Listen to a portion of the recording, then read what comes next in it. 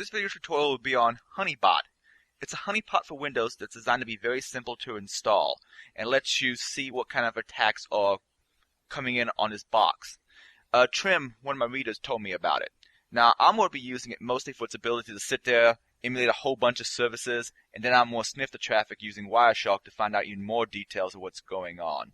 The whole purpose of a honeypot is to sit there and actually be attacked, and you can then look at what kind of attacks are coming in, what malware was being sent to it, and analyze it. While I don't think a honeypot has much use on a production network, as a research tool for understanding security trends and new and upcoming malware, it's quite useful. Obviously, the first thing you're going to want to do to get Honeybot up and running is install it. So go out to Atomic Software Solutions and download the installer. While you're there, though, you may want to check out a few of the other pages they keep. For instance, security tips. The whole point of a honeypot is to be out there to be attacked. So you don't want to run it on an important segment of your network, and also you don't want to run it on a machine you might have important data on, because you don't want that to get leaked out. So I'm going to be installing it on a fairly virginal install of Windows XP Service Pack 3. But there's a bunch of other security tips that Atomic Software has on this page.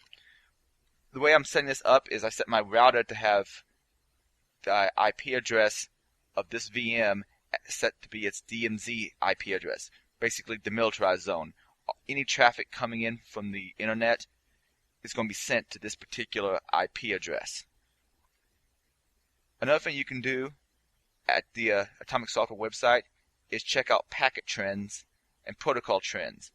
One of the things that Honeybot can do is upload logs automatically to Atomic Software's servers, and doing this, they can aggregate data from across the internet to see what particular ports are being commonly attacked in a certain time frame. But with no further ado, let's actually install Honeybot.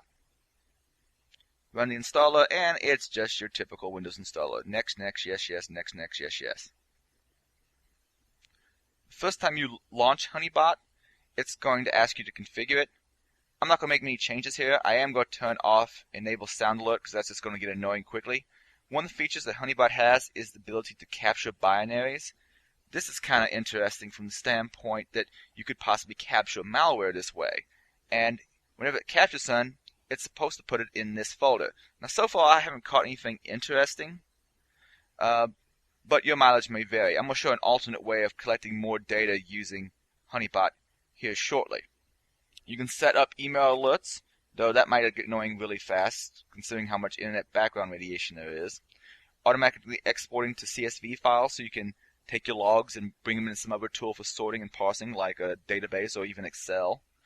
And whether or not you want to upload your logs to their servers. I'm leaving this enabled, but if you're really security-minded, or I should say if you're really privacy-minded, you may want to disable this feature.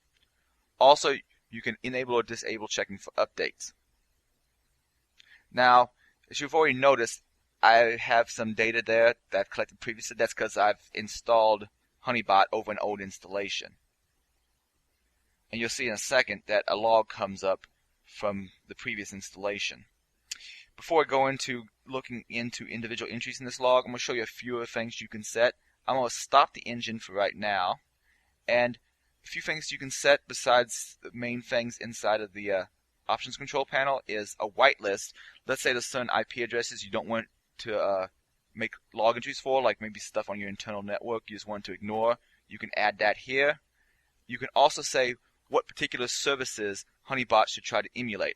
Now, for some services, it seems to just open up the port, and whenever it gets a send, it sends back a send acknowledged. Some other services, however, it actually seems to send back enough of the protocol to where a valid client of the end might legitimately think it's talking to a real service.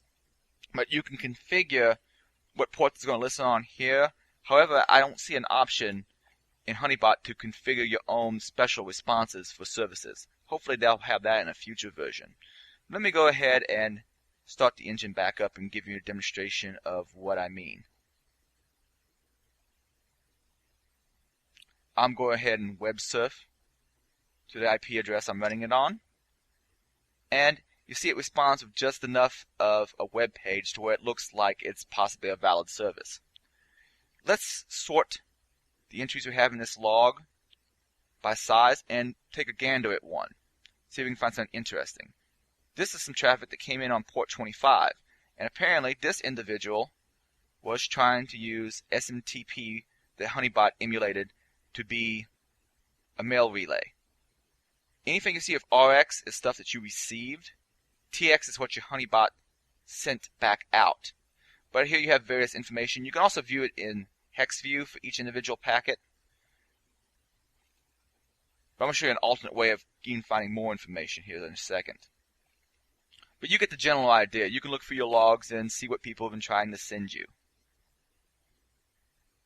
You can also look by port or by remote host.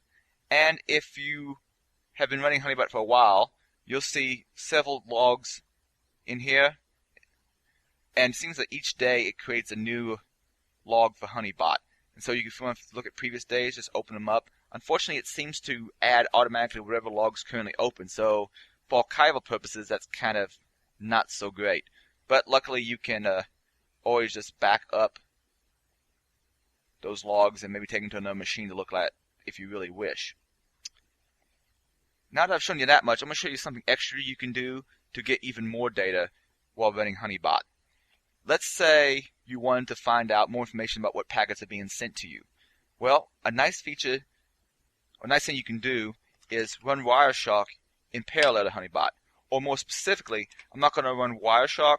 Wireshark is a bit problematic for doing long-term captures. Luckily, there's another tool that comes along with Wireshark called dumpcap. Now, dumpcap is sweet because basically whatever packet it sees, it just dumps to a file, a libpcap file that you can then open up in any other tool you want. For instance, Network Miner, if I want to pull out files that someone might have been transferring to and from my machine.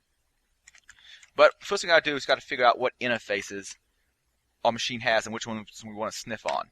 Do a dumpcap-d and it shows you the interfaces on this machine.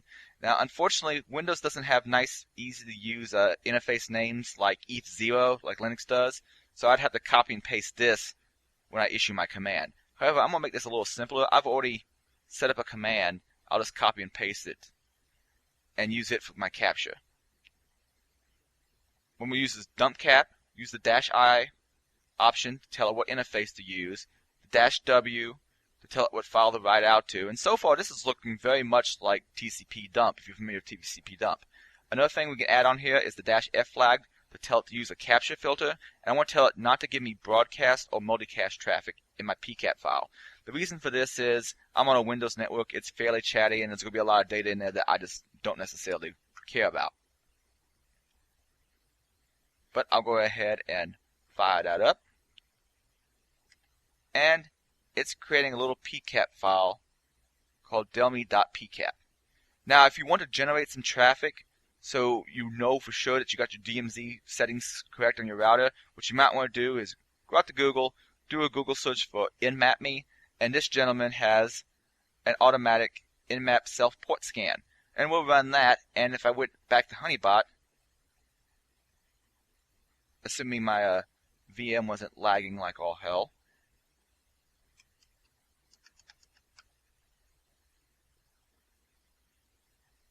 well, as you can see, it's getting sent so much traffic, it's no longer responding properly.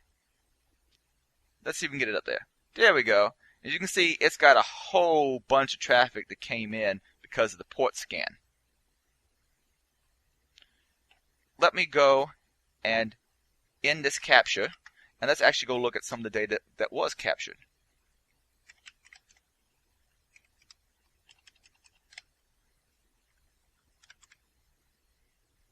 Open up the little PCAP file. I could open up Network Miner or some other tool, extract images out of it or whatnot, but I have Wireshark on this VM, so we'll go ahead and just open up in Wireshark. And you can see you can find out even more information about the attacks that were coming in. I think you can see the usefulness of this.